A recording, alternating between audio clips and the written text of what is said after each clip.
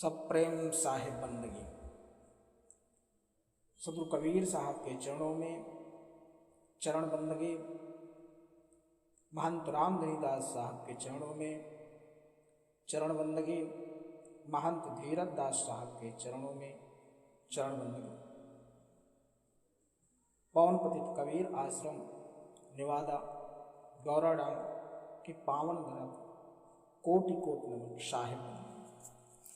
तो कबीर साहब के शब्द संसारिक रूप से लोगों को समझना और अपने हृदय में बसाना उनके लिए एक औषधि समान है।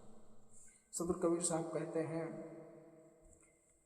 कि नष्ट कराज है नफर कबर ते तेज, सार शब्द टकसार है कोई हृदय माही विवेक। जब लग बोला तब लग ढोला, तौलो धन व्यवहार। ढोला फूटा बोल गया कोई न झाके द्वार। कर बंदगी विवेक की भेष धरे सब कोय, सो बंदगी वही जान दे जहाँ शब्द विवेक न हो।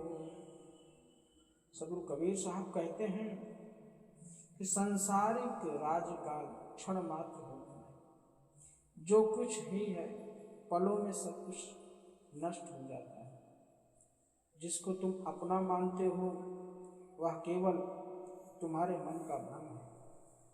इसमें ना तो ठहराव होता है और ना ही कोई सच्चाई होती है। लेकिन निर्णायक वाणी दोष रहित और सत्य ज्ञान का साधन हो। जो मनुष्य इन्हीं निर्णायक वाणी को हृदय में स्थित कर विवेक करेगा, उसकी सारी भ्रांतियां स्वतः ही खत्म हो जाएंगी।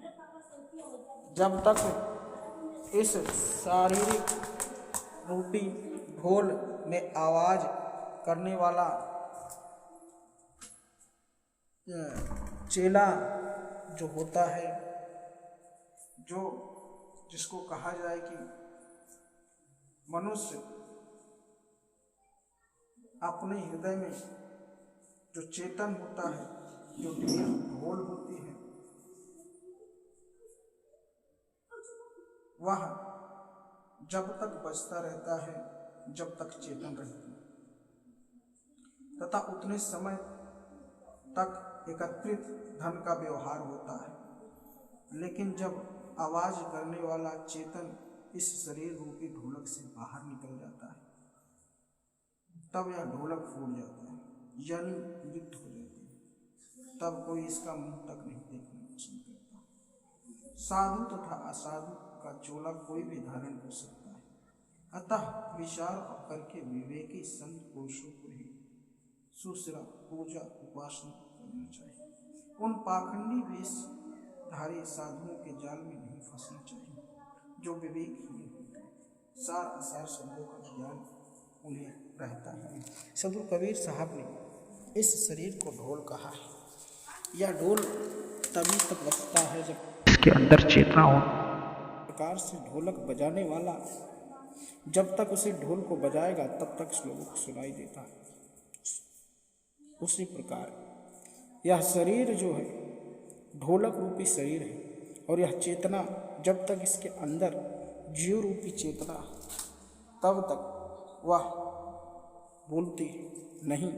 उसके बाद कोई मनुष्य उस शरीर को नहीं पहचानता, न उस ढोल को पहचानता है जब वह फूट जाती है, क्योंकि ढोल फूटने के बाद उसका कोई काम नहीं रह जाता। ढोल फूट गया तो उसका सब खत्म हो जाता है, न उस आवाज न कोई उसे पूछता है। इसलिए संसारिक मनुष्यों को सोचना चाहिए, जब तक यह शरीर मिला है तब तक अपने मन के विकारों को खत्म करके उस ईश्वर की सत्ता में अपना जीवन लगाएं, जिससे उनका कल्याण हो जाए। सदगुरु कबीर साहब का ज्ञान, सदगुरु कबीर साहब के शब्द आत्मा को परमात्मा से मिलाने वाले हैं, क्योंकि यह निज आत्म ज्ञान और आत्मा स्वरूपी ज्ञान है।